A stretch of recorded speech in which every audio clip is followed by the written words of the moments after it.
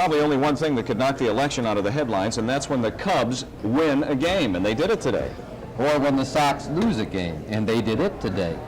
That's right. You got the Cubs, the Sox. Harry, what do you want to talk about? I want to talk about the Blackhawks. They didn't play today. That's right. They open on Thursday night. Takers to Evers to Chance. We're taking a chance with you, right? Okay, thank you, Walter. I hope you got sharp when the election returns come in. The Sox had their home opener today, and the results were less than satisfying. The Orioles jumped out with 7 runs and won the ball game by a score of 10-8. The fans arrived early at Comiskey Park today. 35th and Shields was a busy intersection. The attendance was to be 38,000 through the turnstiles. Inside the park, the festivities were taking place. The bands played and celebrities moved in. There's Bernard Epton. You'll see him. Also on hand was Governor Jim Thompson. Cubs fan for 46 years and a part-time Sox fan, so I've got to be careful. Okay, any predictions on the score today? You're asking me for predictions after my win last November? You gotta be kidding.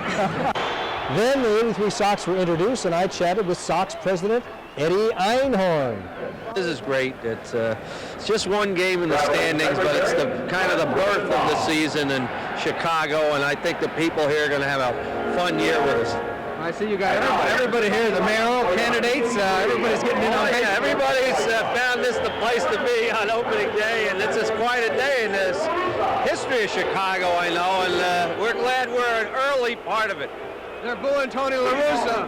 That's showbiz, John. I've heard people not too crazy about you either, you know? Tom, agreed, this is the most exciting time of the year? I think it's the most exciting moment thus far, John. I think it's going to be exciting. We got a full house here tonight. It's going to be a great game. You're going to win. Hopefully it will. Definitely. We didn't show up to lose. So everybody was ready, even WGN's Wally Phillips, who was to throw out the first ball. Okay, how long are you going to pitch? I was going to do 3 innings, but I don't want to hurt the other pitchers. They may quit, and I don't think that's fair. I wouldn't catch footballs while you were around because I don't want to embarrass you, and I wouldn't do that to those guys. Really. Can you get it to the catcher? That's what I want to know. What's the next question, John? And it wasn't too good, but it really didn't matter. It was play ball for 1983 as 38,000 fans were ready. Unfortunately, the Sox were not ready. Floyd Bannister didn't have it as Baltimore scored 3 runs in the first and 4 in the second for a 7-0 lead. That was Eddie Murray with an RBI hit, but at least the Sox did rally to make a game of it after Tony Bernazard homered to make it 7-4. Tom Pachorik followed suit with this blast, and it was a 7-5 ball game. In the third, it was young Ron Kidder, who hails from Gary, Indiana, who tied the game. He smacked a 2-run homer, and it was 7-all. It was tied at 8-all in the 8th when Harold Baines made this mistake with 2 on. He misjudged Rick Dempsey's drive. It fooled him. The runners were on the move. It dropped, and the Orioles had a lead 10-8. Reliever Sammy Stewart made the lead stand up as Baltimore won it. The Sox are now 2-4 for the season. While the Sox lost, there is much better news on the Cubs front. They won their first game of the season today, 5-0 over Montreal, as Steve Trott went 8 1/3 innings to get the victory. Let's take a look. Trott got all the support he needed on this 3-run homer by Keith Moreland in the very first inning. The Cubs had a 4-0 lead over Joliet Catholic's Bill Gullickson. In the third, Leon Durham hit a solo shot for some insurance. It was 5-0. The Cubs were headed for the victory. Trott had his best outing in probably, I imagine, over a year. He mowed the Expos down for 8 1/3 innings, earned the win with relief help from Lee Smith.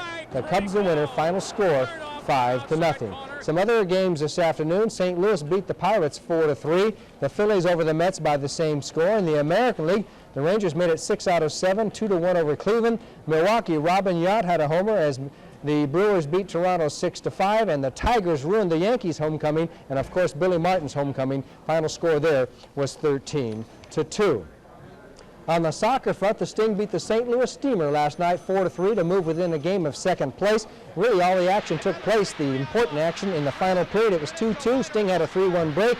Rossmore missed the point-blank shot, but Karl-Heinz Granitza got the rebound, 3-2 Sting. St. Louis managed to tie it while short-handed. Tony Glavine scored his 50th goal of the year on a rebound off the board, so it was 3-3, and stayed that way until only 5 seconds were left in the game. That's when Tasso Krasukas was set up nicely by Granitza to Sting a winner. Final score 4-3.